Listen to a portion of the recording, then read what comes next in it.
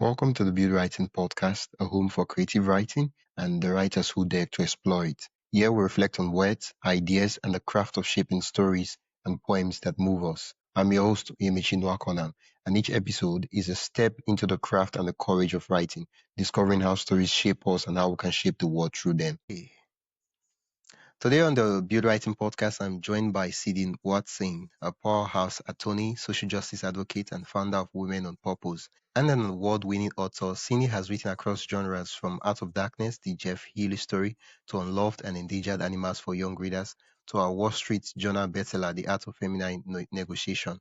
What fascinates me most is how Cindy weaves advocacy, empowerment, and creativity into her writing. We'll dive into how her journey, her craft, and the lessons every writer can take away. Welcome to the podcast, Cindy. Well, thank you. It's great to be here. I've heard fantastic things about you and your interviewing style. So Wow. can't wait. Wow. Okay. Um, hmm, hmm. What do you write? What am I writing right now? Yeah. What kind of writing do you write? Writing is a very general term for almost everyone. It's a really mixed bag, actually. It's funny you ask that because my passion is fiction. I think the thing that really fires me up, and yet almost all of my publishing has been nonfiction. So, I'm currently writing on, in the works of a novel that's been going a long time, and I'm finally getting brave enough to put it out there. But the books that you all mentioned are all nonfiction. I love poetry, and I don't do it often enough, which is one of the reasons I love doing the poetry marathon each year, because it gives you that concentrated time. So I would say I write a really mixed bag. That's strange. Like, fiction is your passion. What's getting in the way? Oh gosh, this is like a mini therapy session. Where's my pad? I need to find my notepad. So I hold it. I'll say, okay, tell me about it. Can you tell me about your childhood? Yeah, that's a great question, actually, Michi. I wouldn't say a fear, but it's because I love fiction writing and I get fantastic feedback when I do it. I think it's the nonfiction came easier to get published. And, I've never really thought of this until your question. So thank you for that. I think I end up putting the fiction on the back burner to get onto the stuff that's going to be published, which is a ridiculous reason to write. So this has been a great epiphany for me. So thank you. Yeah. Because right now, as you just telling me that, I'm trying to understand something that is. Yeah. Maybe I cannot relate, and maybe you would explain that to me, because I feel like right now you are at a level where you get publication deals before you write a book. Because in my own understanding, my understanding is when you write a book, you're like, okay, let's find a publisher to publish this book. Yeah. Great question. Not surprisingly, Wendy was right. I would say the Unloved and Endangered Animals, that one I was commissioned to write. I sent an article about sharks, and they're like, "Oh, we like your writing style, but we can't fit that. But we'd love if you would write a book about animals that are sort of misunderstood." Okay. So that one was. The Jeff Healey one was a bit of a passion project, and I wasn't contracted with a publisher first. But Jeff Healey, you may not know him, but he's was a Canadian music icon. He was blind, had tremendous success, refused to use his blindness as a marketing gimmick or excuse. Or an excuse. But my husband grew up with Jeff Healey, and I got the chance to meet him, sadly, just once. And I didn't know at the time that he was already sick, and he died. Yeah, and he died shortly after that. And as I was hearing more and more of the stories, I'd always loved his music and realized he was very successful. But I didn't realize just what an incredible human being he was, how inspiring he was to other people, how generous he was, with his time and especially with kids. So I thought, wow, he'd be a great story to write, especially for younger people. So I started this idea, putting things together about writing a biography about Jeff Healey's life, but specifically, with a view to help inspire kids that there's no excuses. You can do whatever you want. You can overcome obstacles. And the family were very supportive, especially when they found out it was for a younger audience. And so I wrote the whole book, did all of the research, and then crossed my fingers and put it out to a publisher. Yeah. And luckily, they loved it, and so the book went on its path. And it's funny because, as I say, it was written for kids, but it ended up winning the Golden Oaks Award, which is an Wow. adult literacy program. So it kind of across the spectrum, which was fun to see. You never know what's going to happen when you put your books out into the world, and that was fun to watch happen unfold. Or maybe we're all just big little babies. Yeah. It's so true. Yeah, maybe that's why. Yeah. Wow. Yeah. I feel like from what you've shared so far, I feel like, nonfiction has what's the word? It has this I could call the word credibility, or maybe not, or maybe Mm, permission when you write about something that's true. Because yeah. in a way That's it shifts away from you to the story itself. I don't know yeah. if that makes sense. Actually, that totally makes sense. Again, you're incredibly insightful. I'm sure you already know that, but that's probably more the reason when you asked me earlier about why I'm focusing on nonfiction.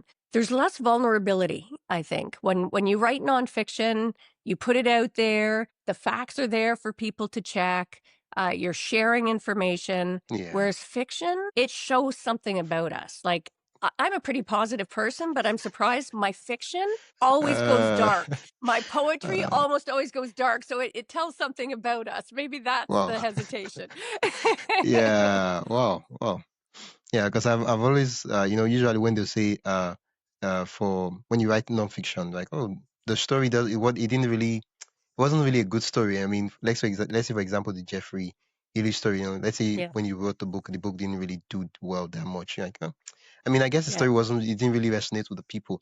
But when you write yeah, fiction, people say, well, she's not really a good writer. She doesn't really know how to write a story. So yeah. the story just Yeah, so that's it's true. just It's very it's just personal. different. Yeah, yeah. Wow. I love that Wow. insight. Yeah. So Well, I'm you've looking just forward made me to braver. I'm looking forward to when your fiction book would come out, and I would read it. Well, thank you. I'll make sure to send you a draft even before I send it out. You can give me feedback. I won't be brutal. I'll just read it and say, I shake my head and I'm like, actually, I'm like everything is good. Like, yeah, but what? Like, no, everything is Yeah. good, right? Everything is good. Yeah. That's suspense. They're like, okay, tell me what's wrong. Like, no, it's not. It's not like it's wrong. It's just that everything is good. Everything is good. Like, okay, Yeah. so, It's funny, but as soon as you I said need the that, tips. but yeah. That's probably another thing about fiction, because I'm in, critique groups over the year. I've had, people who are very far along the journey take a look at the work, and Yeah, it's so personal and so subjective. It can get really, not discouraging, but frustrating sometimes because everybody's feedback is different. Even really, really established writers out there who, everybody's name would recognize. I've had more than one person read it for, when you get an opportunity to get a critique, and they give opposite advice, like totally opposite advice that you can't do both. So it's I'm laughing when you said that but, because there's always that but yeah, it in the spoils everything. critiquing. Like, and you're like, it's, like, Yeah, at the very beginning of the episode, I was like, oh, there's so many things you do, and I'm surprised you're not wearing hats, doing the interview. And for me, a lot of people they have writing as one of the things that it's their passion, and you all know that one of the big things about adult life is that you have to make a living, you have to earn an income, yeah, and plus there's so many other responsibilities that pops up, which are very important, right? But then writing becomes just one of those things that I'm going to do, but we never get around to do it. You write now. I know, fiction is your passion, but you're writing. So you're chasing the passion in a way. How do you find the time to do this? yeah. It's one of the things I finally discovered is that we never find time. You really have to make time, right? And in my Hmm. coaching work, I make a point of telling, because everybody's always like, this is my priority, this is my priority. And yet we don't make it a priority. We get stuck in all of the to do things every day, right? All of the errands, so I'm lucky, I think, to the extent that I find that I can do a lot of things, right? Like my productivity levels are pretty high, which helps. But between my, my work as a social justice lawyer, which is also very passion driven. Yeah. Um, and the writing, I had put it on the back burner many years ago, and I went a long period where the social justice legal work took up most of the time.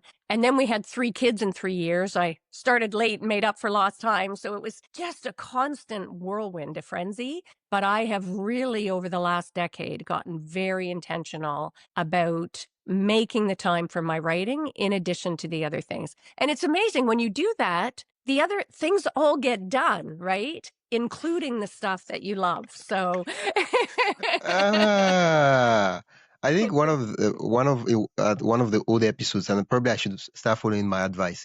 I said to myself that if you want to know the things that are important to someone, you should look at their calendar and their bank statement. And that's how most forensics, they do the investigation. They're like, okay, how do we know if this person is a corrupt person? We check their bank statement. Okay, we saw this amount come into the account. Where is that money coming yeah. from? Where that money going to? Oh, they spent it on this. They spent on. And same thing with writing, right? If you say, "Oh, writing is important to me," I'm looking at the calendar and I don't see one block in 3 months where you actually wrote something. I'm like, okay, well, I don't really, I'm not really sure. Yeah, yeah, I love that. That's awesome. And you're right, Yeah, where you invest as well. Putting, and I think we often don't do that for our passion projects. So, I love for your listeners, I challenge people to do exactly what you just suggested. Take a look at where your time is actually going and where your money is actually going. And if it's not going to the things you love, then maybe it's time to flip the script. yeah. I mean, for most persons, right? It's not like we don't have the time. It's more like we rather do everything and anything other than the thing Yeah, itself, because we're scared, yeah, right? We'll clean the house, which cleaning the house is very important. We would yeah, call friends and check up on them, which is also, there's nothing wrong with that. But we all know that we are doing other productive tasks to escape from the task we yeah. really want to do because we're afraid. Yeah. Yeah, I love it. And it is fear, and we procrastinate. And one of the things that I had sort of an eye opener about years ago, and I've said this to my kids, and I constantly have this debate with my husband. Like the housework is always going to be there, right? If you do the dishes at breakfast, guess what? It's going to be there again at lunch, and it's going to be Ah, there at dinner, and the laundry. yeah, So, whereas your writing time, that's something that is a, sort of a one of a kind thing at the end of the day when you create it. So, given the choice between that, you know what? So what if the dishes sit there for for the whole day or till the next day? Um, Life goes on. Whereas if you keep putting off your writing to do all of these to do things, you're going to live what I call a 1-day lifestyle. Well, one day I'll get to that, right? When I one get this day, done, when I get that done, when I get this, and one people's day. entire lives pass them by. Yeah. Yeah, one day. We Hmm. live as though, we have everything guaranteed, even though we know that the only certain thing in life is that we were going to die. We don't know Yes. when, but we know that we're going to die. And sometimes Yes. when it happens, we're shocked. And I'm like, this is the only certain thing in life. It's even more certain than tax. Yeah.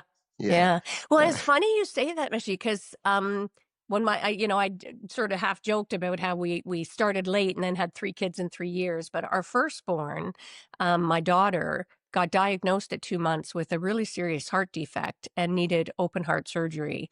okay. And my world got this big, right? So tiny. Everything was focused on that because everything that could go wrong did. And we spent 3 months in critical care, sort of, fighting. It's one of the reasons I think that prompted Art of Feminine Negotiation, because I realized we were negotiating literally for her life every day. And that was an eye opener for me. And actually, I think that was the time when I started writing again, right? Going through that experience, I started jotting down my feelings about it, but also realized exactly what you said. Nothing is guaranteed. Like, knock on wood, she's doing great, and she's Yeah, an that's adult the part I now. wanted to hear.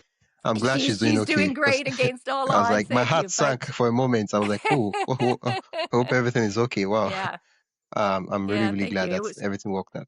The thing is that usually thanks. when those near-death experiences and encounters happen, you know, the thing about near-death experiences is that we're not always fortunate to not Yeah, to not pass on and just lose the person, or yeah, if it's individuals, just go there and go to the other world beyond, right? And that's the thing. So we don't necessarily have to wait for the near-death experience for us to say, okay, if I died today, I would have been sad Yes. and regretful that I really did not do this thing that was really one thing I wanted to do with my life.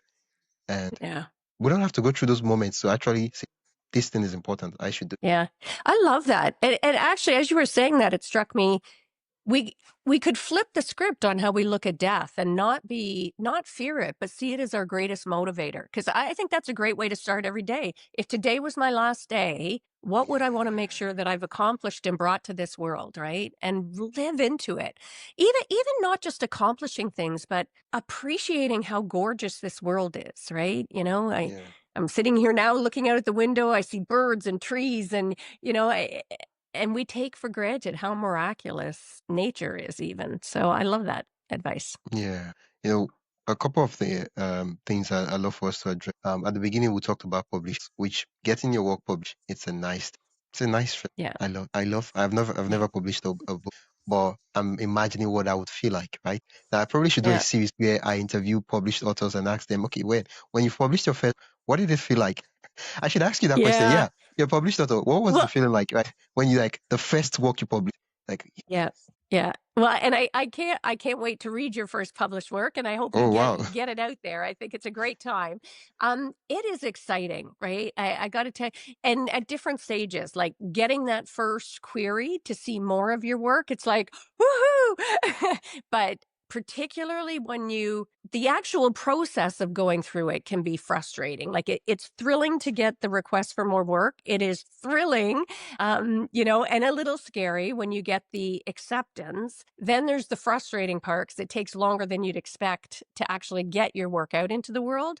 But when you get that first hold of that physical copy of your book, it is it is such a gratifying experience, right? And a little and humbling. Like you're holding on to something that you're putting out there into the world, and you're hopeful that it's going to have the impact that you wanted when you first started the project.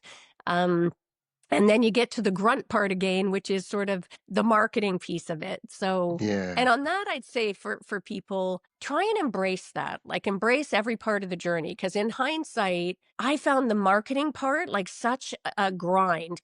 And again, it's that we're judging ourselves, right? I don't know if I'm doing this right. I could be doing more. What do I know about this? So just love every piece of the process. And when you're pushing, when you're marketing and putting your book out into the world, do it in a way that's authentic to you and that brings you joy as well, so it doesn't tarnish that excited feeling. Yeah. In a way, what you just described sounds like um giving birth to a child, right? You carry a child for the only difference here is that a child's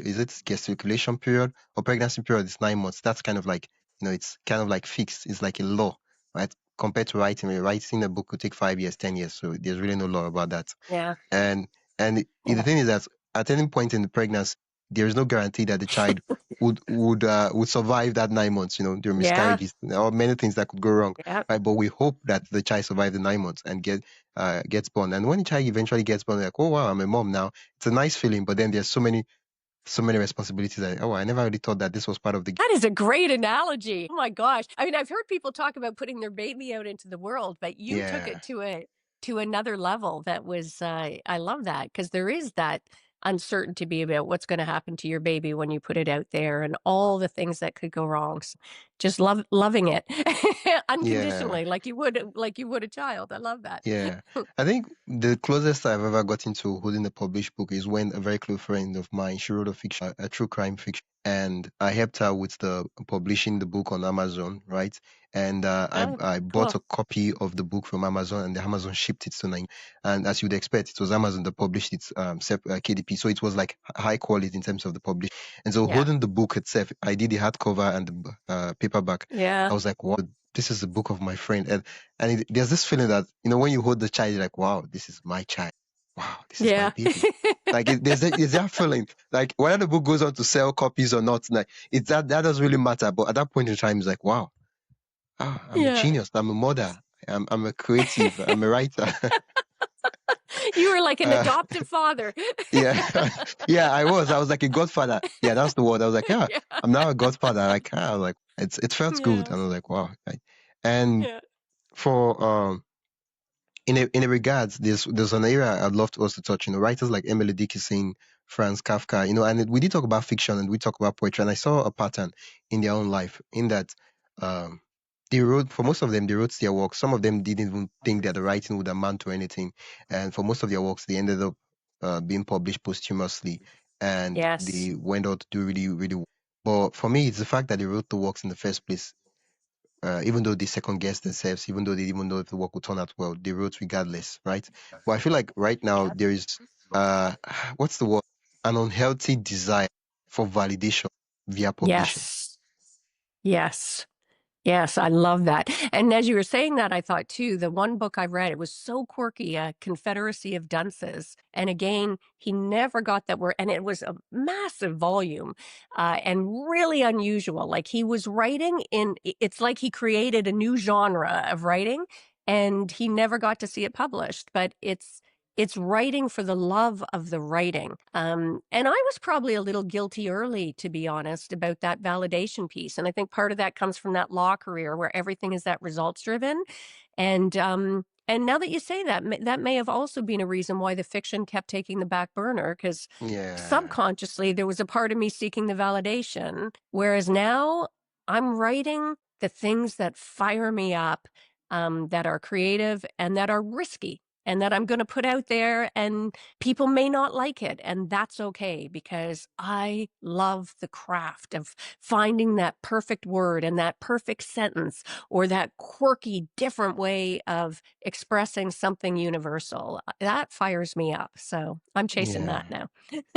When when I read writing books, first attempts at writing, I was like reading books from advice from famous writers. And some of them would say, you have to write and you have to love what you write and you have to write regardless and show up and not mind whether the work does well or not. And I'm like, this is another BS. What's this guy talking about? You published. That's why you're giving this kind of bad. It's like when a rich man tells you that money is not, money is not happiness. And you're like, well, it's because you have so much money. That's why you're telling me life is not all about money. Let me make my money too. And when I started podcasting, I have about 4 or 5 podcasts.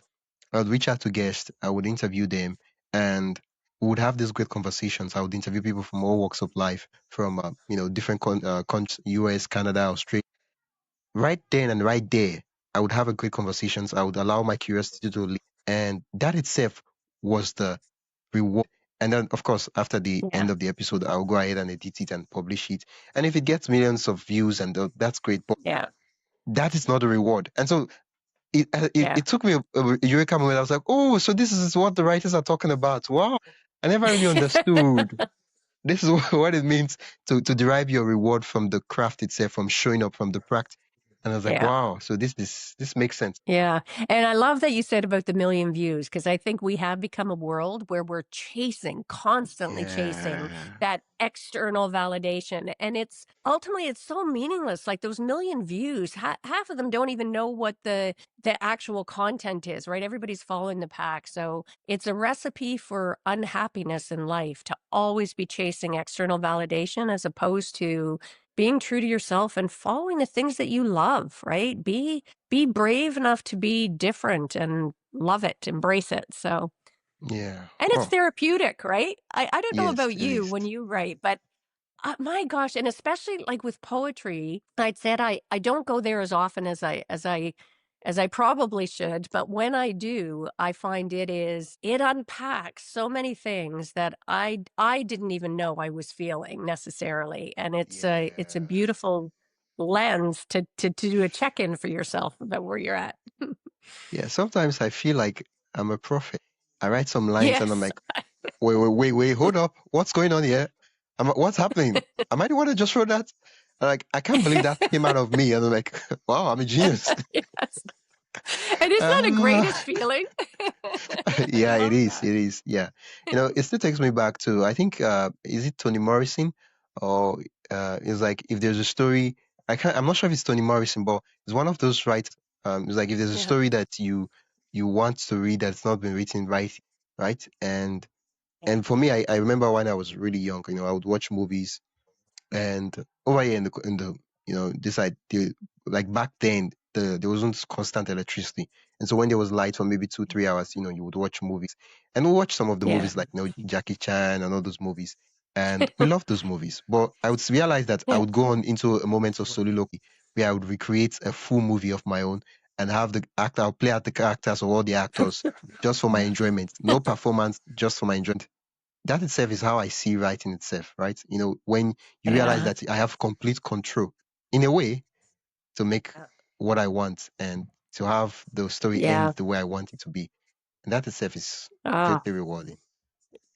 I love that. And again, it's great advice as you're saying that, Meshy, because I think we talked about the validation piece, but I also think so many people are writing with the only goal being got to get published. So they're constantly saying, what's Yeah. popular right now? What's the trend? And they're Yeah. writing to a trend which frankly will be over by the time your book gets to, the trend's likely to pass. Like, write what you love, write what fills you up, what excites you to sort of get to the table and to create, and what surprises you, right? Like, I'm sure you experience this. So sometimes I write something like you say, and I'm like, wow, where did that even come from? And am I brave enough to keep going with it, Uh, right? yeah. For me, the perfect example of a metaphor to describe what that looks like is, I don't know if lizards are common over there. Where you're from. Over here, if a lizard jumps from a very high position, once it lands, right, Yeah. it will, Yeah.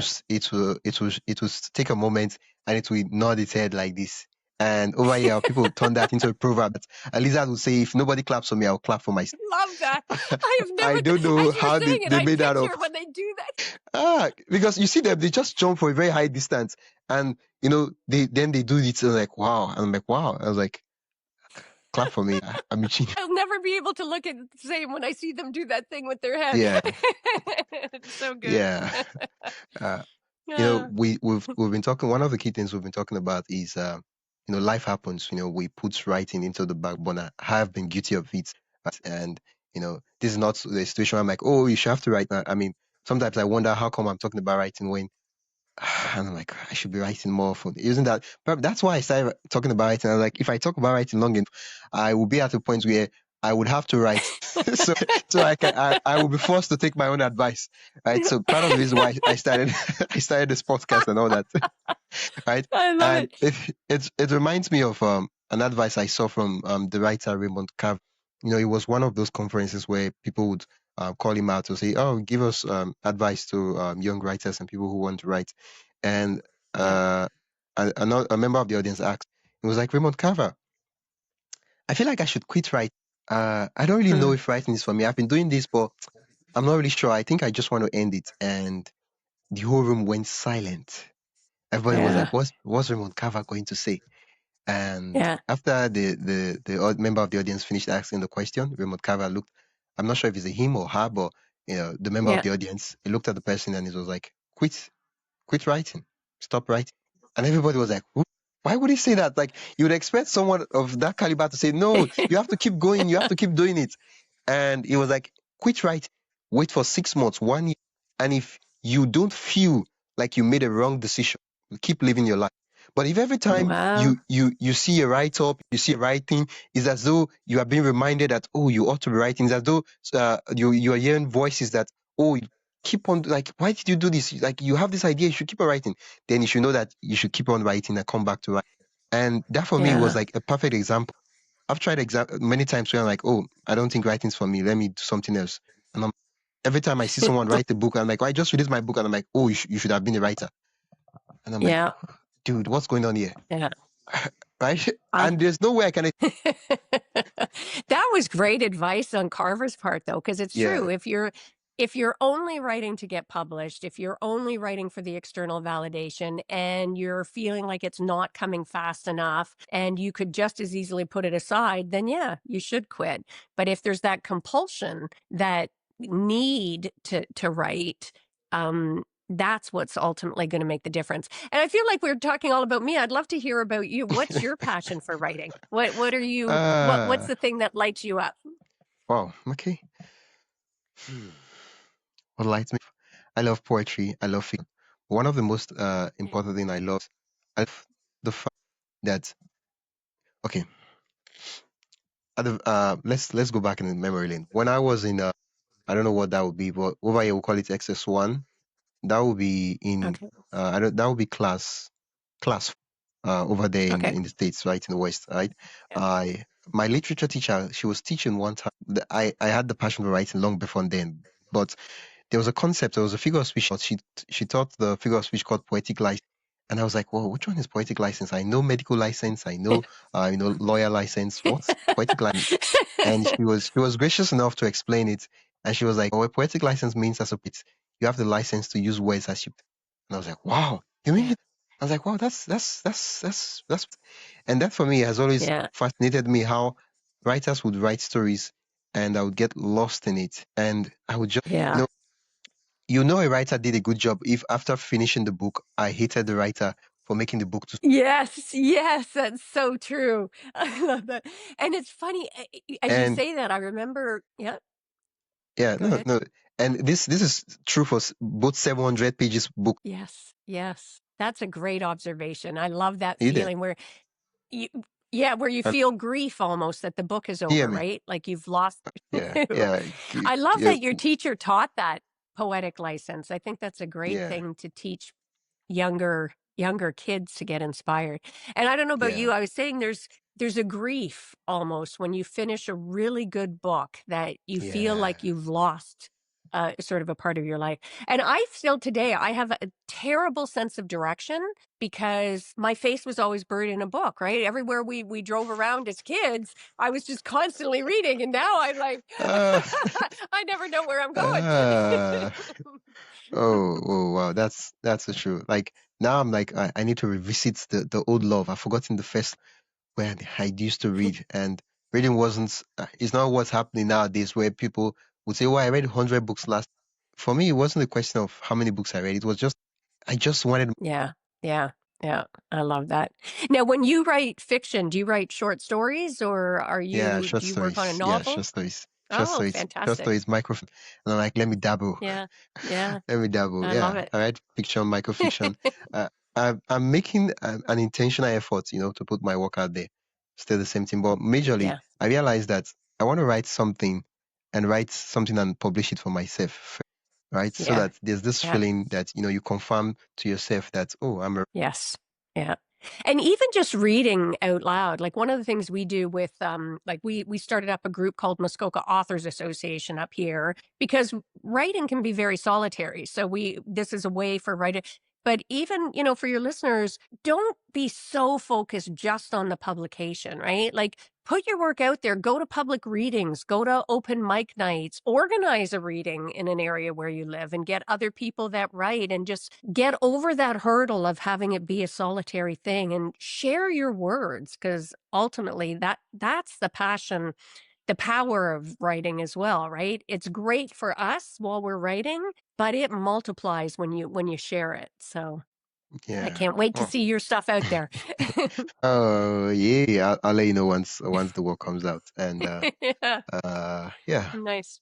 I should Yeah. get more to writing more and more. I mean, we all know what we need to. It's just that we need to be reminded again and again and again Yeah. what we need to do. Yeah. And I, Yeah. I gotta say, Mishi, not to blow smoke, but I've done a Okay. lot of interviews before. You are remarkable. Like Wow. I don't think Thank I you. have ever been asked questions that make me think the way that you do and that get to the heart of it. Most of it's always about like the marketing of the book or what's your impact or about your sales or about you ask questions that remind me about why I love to write and what's stopping me from writing. So, huge shout out to you. This is Oh, brilliant. thank you. I'll take that as a sign to keep doing what I'm Yeah. doing. Yes, Yeah. Thank you so much absolutely. for letting me know. It's feedback like this that make me do what I do in the. Yeah. Yeah. Yeah. What we discussed, I can't remember the exact thing with this, but you mentioned the story of your one of your kids having to go through heart surgery, Yeah. and you said that led you to write the art of film. When I feminine negotiation, when I saw the Yeah. book, right, at first glance from the thought that came to my head is, oh yeah, oh, this book, she wrote a book on how to teach ladies how to negotiate in a feminine Yeah. way, right? I'm sorry, Yeah. that was what came to my head. And now you're like, oh, this Yeah. book led me to write this. And I'm like, wait, what's going on? How does that lead you to write this? What does that have to do? Were you negotiating with the doctors? What was it? Can you clarify that, please? Yes. Yes.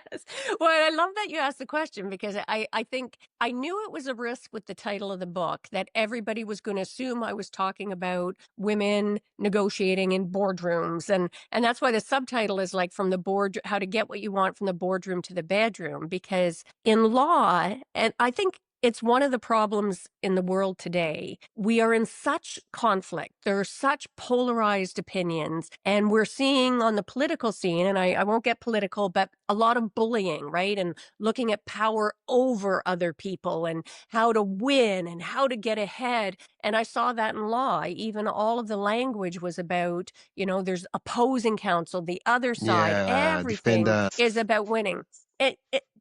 So I suddenly realize that, I think the world is in such a mess because how we define success, how we define power, we got it backwards, right? And I realized I didn't at the time, but much, much later, like 20 years later, I realized that while I was fighting for Jade's life, my daughter, I was Yeah. negotiating with the nurses, with the doctors, with the administrators, with myself, right? Negotiating my own mindset. So I wanted to shake people's ideas about what it means to negotiate. Imagine if we showed up in difficult conversation with our kids or our friends or our family, our romantic life, if we put the care into those difficult discussions that we do for big business deals. If I was careful about who do I want to show up as in this conversation? Who is the other person expect me to show up in this conversation? What are some things that I might do that could trigger them or make them feel reactive? And how can I avoid that so that this conversation allows me to truly understand their perspective and get an outcome that is best, not just for me, but also for them. And it was a game changer. So that's why I say that thinking about my experience with Jade in the hospital made me rethink how we look at power dynamics. And I wanted to shift people out of the current mindset. And gosh, we need it. We we need it now more than ever. Yeah. Yeah. When now, from what you just explained about, it's clear.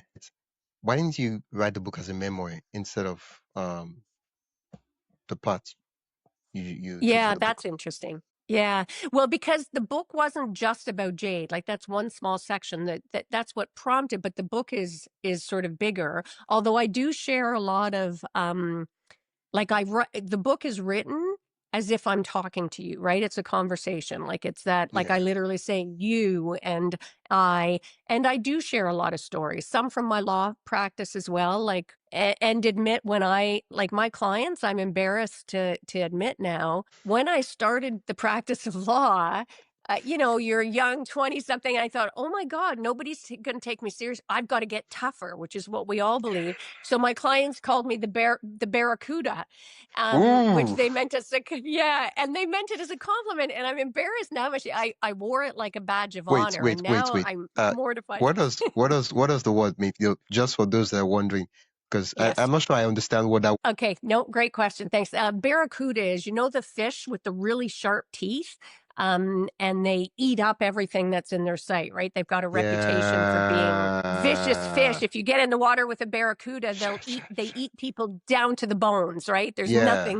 nothing left. So, that Mm. was the approach I took in Mm. law. And I think a lot of people take that approach in law and business and politics. And it is not a recipe for getting best outcomes for everyone, right?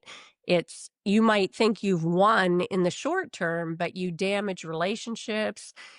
You never really understand other people's perspectives when you take that approach. So so I'm quite vulnerable in the book about admitting where I took the wrong approach, and I Yeah. hope I encourage other people to try something different, something better. Yeah. I'm curious. You're still I am still practicing law, although you're one of the first to hear. This is not public knowledge yet. I am just starting to transition now. I've sold the firm to one of the lawyers, and so I am on the back end of that, which will allow me to focus even more on my writing, and I'll still always be an activist. I feel I'll always advocate for doing social justice work, but I'm going to be stepping away from the practice of litigation Yeah. and law. The reason I asked the question is a lot of the time after we've, the career life, that when the lessons are extrapolated, and I'm like, okay, you didn't really get the chance to apply those lessons or probably make them different. And so that's why I was asking, do you still practice law, to know if when you wrote the book, if you had some time to say, okay, yeah, things have changed a bit. So from what I've learned so far, this is how I do things, and I had to make some changes along the way before I eventually stopped. Yes. Yeah. I love that you said that, because I did, and I've got to tell you, people didn't trust it at first. So for your listeners, be prepared for that as well. If you shift the way you show up and you show up in a better way, at first the people in your life aren't going to trust it. So all the other lawyers were thinking, okay, what's she up to? you know, there's an agenda here. So it takes some time to keep still sticking to. And then people would try and put one over on you thinking, oh, what's going on here? Let me test. And it would have been easy to revert back to that power over model. So it really takes intention. I think that's the most important word, right? For how we show up in life, but even in our writing, be Yeah. intentional about making the time to write. Be intentional about showing up as the best version of yourself, and always keep working at that. So, One of the key things you're passionate about is social advocacy and social justice. And for me, I'm looking back in a dictatorship, and I'm not mm, going to politics, but I just want to make an example. And yeah, I in a dictatorship, an example is the book 1984. In a dictatorship, people are influenced for under what's the word? What's the word to be when you obey a dictator? What, into slavery? No, not slavery. Slavery is not the word. yeah, Uh, yeah. Like the oppressed, I guess, when yeah, people people are are, made go. Yeah, I can't. That doesn't exist. I know when you've been led by a dictator and you follow without any objection. yes, Yeah, yeah, via the and so at first I didn't really understand the importance of literature. I was like, what's literature? It's just writing. What's so big about that? yeah, I mean, it's not like it's the occurring answer. But then I realized that every dictator, every dic- in one way or the other, whether they said they were dictators, it's very clear about how what the way they ban, yes, yes, yes. like And we're throughout the seeing time of it history. today. Yeah. And Yeah, it was very common in Africa, right? In Kenya, so many books of yeah, the late author Ngugi wa Thiong'o. Most of his works were banned in yeah, Kenya, right? And for me, it goes on to show fiction is a powerful tool for advocacy. yes, Like powerful is yes, an understatement. yeah, yeah. And we forget that, I think, like the arts generally, right? I mean, have always been a voice for change through atrocities in history and, political regimes. It is almost always the movements against them to overthrow them start with the arts community, with writers and poets and musicians and even visual arts, which is why Yeah, dictators through history try to control the arts. And it amazes me, and I'm glad that you raised it. And again, I know it's not a political um, podcast, but I'm glad you raised it, because I would invite people to really open your eyes today and look at what's happening in the world, in some of the most powerful countries in the world, where we are seeing them ban books, rewrite history. In the United States today, it is stunning to me that there is not a bigger backlash, that they are literally taking certain races and genders out of the history books and trying to erase any record of their existence. That is a dangerous, dangerous place to be.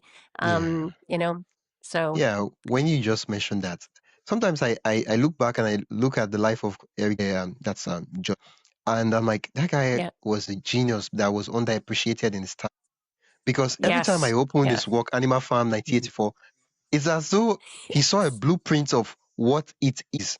And you see, actually, have you read? yeah, yeah, Okay, there's what they call think, where they go back yeah, and they rewrite, yes, and you're left yeah, wondering, well, I thought that happened. and you're like, everything you possibly could see is telling you that no, this is not what happened. This is what happened. And you're like, wait, maybe I'm getting old. My mind is not as sharp as it used to be. Yeah. Yeah. It's remarkable. And what's scary is, and I think it's back to what you were saying before when you're like, I can't quite find the word, but how easily people succumb to it, right? Like how short a time frame it is that people buy the rhetoric and buy this rewritten version of history, even when they had firsthand experience that it's not accurate, right? And that's why it's Yeah, so dangerous and powerful. Yeah, and why our writing is so important. And again, thank you. I mean, I love your questions inspire yeah, me, and I assume your listeners how important it is to write from your heart and get it out in the world. Just get it out in the world, and don't even when you feel that you're maybe writing into the silence, you're never writing into the silence. And maybe it won't even be in your lifetime, but your words have power and it matters. It's important. I yeah. love that. I'm glad you came to that conclusion, because one of the key things that's played into me realizing that, I'm not just, if this is the thought, if I consider my life Yeah. to be important, if I consider just me, like I'm important. I'm important enough to be saved. I'm important enough to be considered. I'm important enough to grow. Important enough to be redeemed, whatever. What that means Yeah. that if I sit down to write a book and that book does that, it means that the book is important and the book is Yeah. Yeah. right. Yeah. Because this That's issue of numbers has what's the word? It has it has misplaced what it means to prioritize things, like oh, because it's not 10 million copies, yes. it's not really. And I'm like, but that book helped you find your writing. The book helped you find your way. So it doesn't Yeah. really matter if it's a bestseller or not. It helped you Yeah. find your way. Yeah. And who knows, maybe 50 years from now, people Yeah, people will be reading your words and it'll change their life, right? We yeah. never I know. I I had Franz Kafka. He died. Think he was a failure. And Yes. yeah, we are now. People are celebrating that. Oh, he said this brilliant thing and all this. And I'm like, he's someone who Yeah. who who died. Was Yeah. like, oh, I'm a failure. I didn't really. My writing was just this and all that, and we can't really Yeah. tell. And it's a game of writing on post. Yeah. Well, and it Yeah, goes back to what you were saying about Carver, right? That if you feel that compulsion to write, there's a reason for it. So yeah, do it. Keep at it, right? And I love your approach to it because our society is getting more and more pushed by numbers, right? Whether money or viewers or followers, sales, and that's not what writing was ever really about, right? I mean, you think back to the very early writers, they weren't selling their books, there was no prospect of yeah, fame. They were writing for the joy of writing and for the passion of sharing the words that came to them. yeah. Wow. So it goes Yeah. on to show I, that literature is important, and I know that's a topic we could explore deeply, but it's not just writing a book, but it's deeply important because um, the bad things, the terrible things, and the good, they yeah.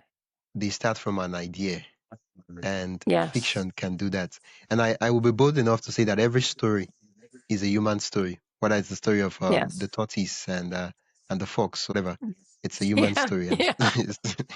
Yeah. or it's aliens. It's Yeah. human story. Every story, right? It's a bold statement, and anyway, they can challenge me Yeah. whatever they want, but I'll say it. And Yeah. And yeah, your words give people courage, I think, right? Sometimes we don't know because and again, it may not be in our lifetime, but it may. If our words touch even one person to speak up and use their voice against dictators or atrocities, or if your words touch somebody to be brave against bullies and believe in who they are, it matters, right? It yeah, matters and it's worth it. Yeah. yeah. At the very beginning, you mentioned you fiction, writing fiction is your passion, right? And I'm curious, right? Out of curiosity, what kind of fiction you like to, or make? Yeah. And it's funny because I was thinking that in the back of my mind as well, because your questions are so thought provoking. It's got me, my brain's working in the background here going, oh my gosh, I'm rethinking Uh, everything I've ever thought about writing. This has been great. I'm going to have to re-listen to this episode myself to unpack some of what you're bringing forth. uh, Because I wasn't aware of it. I write like human stories, but usually a little like family trauma, because I think we all to a lesser or greater degree have dysfunction in our families, right? And yet we grow up with this idealized version of what it means to be a family. And so we all carry this trauma because we think we don't match up. So at its core, a lot of it is coming of age and dealing with family trauma and secrets and how that impacts on our life. But as you were asking me the question, I was thinking they're really, for most of my fiction, it's always got that kernel of social justice, and not never intentionally, but dealing with issues of class or maybe sexual yeah, orientation, gender. or Yeah, yeah, how we're different, right? So I think that background and that passion of mine ends up informing my writing, even when I'm not aware that it's trickling its yeah, way in. Yeah, yeah. It's probably. like a right. It's just there, Yeah. Yes, that's right? good. That's true. Yeah. That's I very think true. if you Yeah. pick any book from your favorite author, you can easily tell if it's their work cut, because Yes. it's not exactly words, but you just know that nah, this is just way. Like he's the one that wrote this book. I can Yes. tell, and you're like Yeah. I can't really tell you what. It's not the writing, it's not the storyline, but I just like it's there. It's a signature. Yeah. Yeah, I love that word, and great observation, because even when they use different voices, right? Like yeah, you when still they're know. really Yeah, creative, that's the perfect word. It's a certain signature, an identifier, like a fingerprint. yeah, a fingerprint. Yeah, yeah, that's it. I love it. There are questions, called metaphysical questions. I love to ask my guest, and I'm seeing that it's already on time. Hopefully we can squeeze in 5 minutes for the questions. They're deep questions, right? Three questions. The first one is I'll just at once, so you can have some time to like think about them before you respond. The first, what's happening? Okay.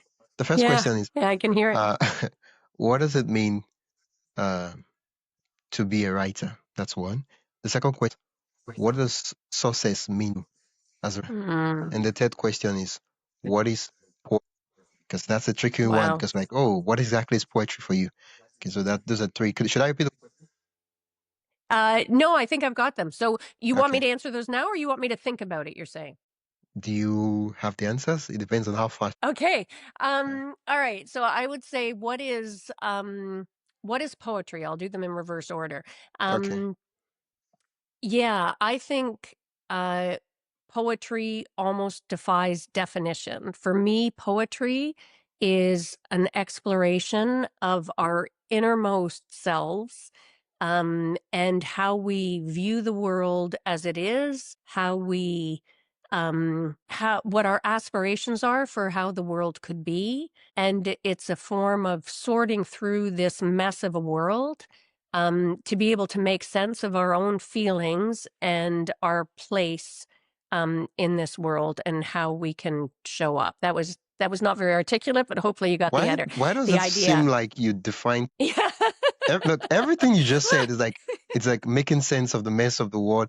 It's exploring the innermost, and I'm like, I guess that's what it is for you. Maybe poetry is therapy for you, so maybe that's why you're defining Yeah. it that way.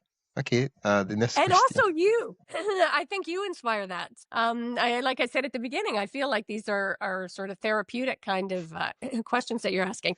Okay, Success as a writer for me, and I think that's shifted. I have a better awareness of now after talking to you for this okay, last hour, to be honest, right?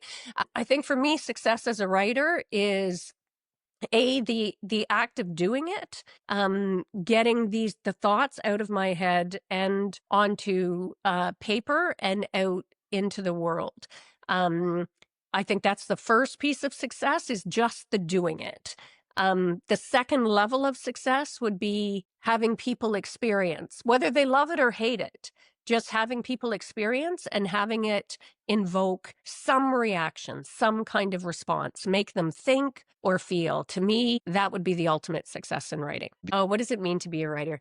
I think what it means to be a writer is being true to yourself, being brave enough to explore the darkest parts of ourself and working through that to be able to find the light as well. That's what it means to me to be a writer. That's a redemption. That's true. I would have to ask one last question, because in your definition of what success means, right? Are you defining in two levels? And I want us to explore the last. As a writer, you've published 3 books and even more. Yeah. What do you hope that readers would get? Actually, yeah, it's funny. Rather than going into, because it's not about the specific, I think my answer at the beginning of this interview would be different than it is now. I think I would have answered about the specifics I want them to take away, but really that doesn't matter. I think what I want them to get out of my work is to think about things differently, to be open to taking a different perspective on whatever it is that I'm writing, whatever it is that anybody's writing that they're reading. My hope is for people to come away with an openness to consider new perspectives and shift fixed beliefs that they have and contemplate the possibility that maybe there's a better way, a different way, and to be open to looking for that. I think ultimately that's what my hope is. When I put work out in the world. Everything you just is the one word for it is that. Is what's happening? Advocacy. What's happening? Yeah. What's going on? Oh my gosh. Oh my gosh. I'm talking about right here. You're talking about. Well, I guess you can't separate it, right? It's one complete. Yes. Yeah. How Wow. embarrassing. That's true. Yeah. No, like I feel like when you ask people to define certain words, it reviews the premonitions, the prejudice, when you're a lawyer, right, that they have regarding those words. And when I say prejudice, I'm not using it in a bad way. Like it could also be good, right? It shows how do I see the word, right? And so you defining these things help me to see, okay, this is what I see writing out. So this is how what writing means to me. And so that's what you defined. Thank you so much, Cindy. It's been an absolute delight chat. Thank you. I will never be the same in the best possible way. Yeah. Okay. Where can listeners learn more about the work you do and also people probably your best bet is to go to womenonpurpose.ca or the artoffemininenegotiation.com. That'll tell you a little bit about my mission and what I do, and there's lots of free resources on there as well, so please do take advantage. Wow. Thank you so much, Cindy. I was expecting a personal website like Cindy Watson, something. Yeah.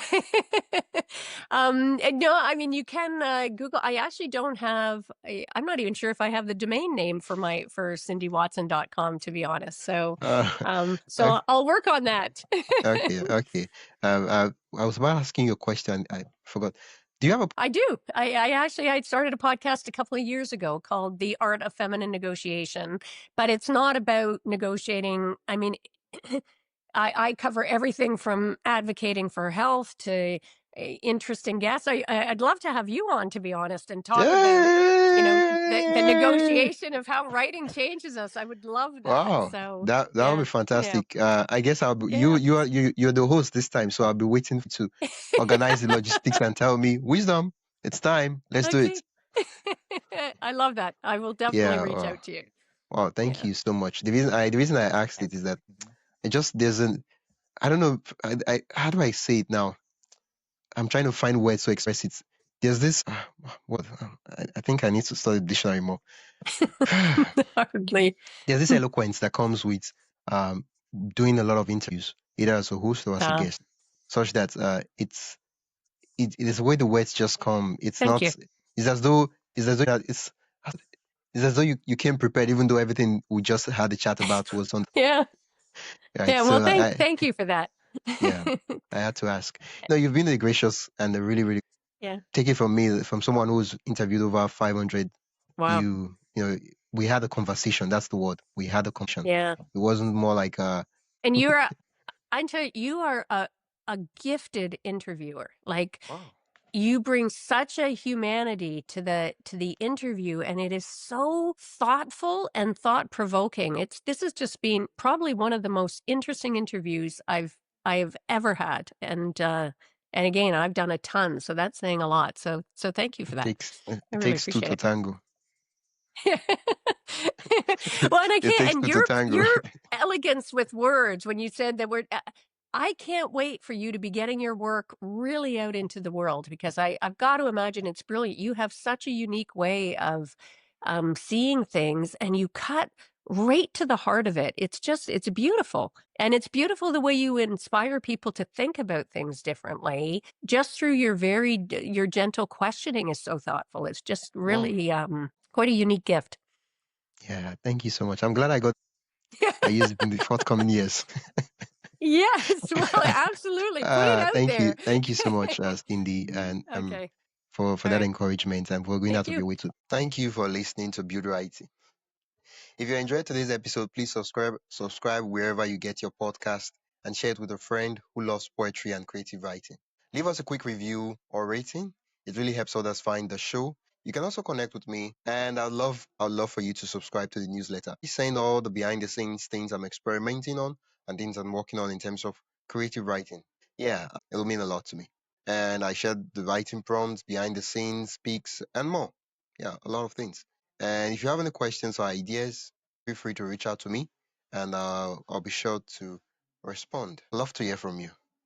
Next week, we'll be diving into something really, really amazing. And you have to tune in next week to find out what that will be. Until next time, keep writing, keep building your craft. See you next time.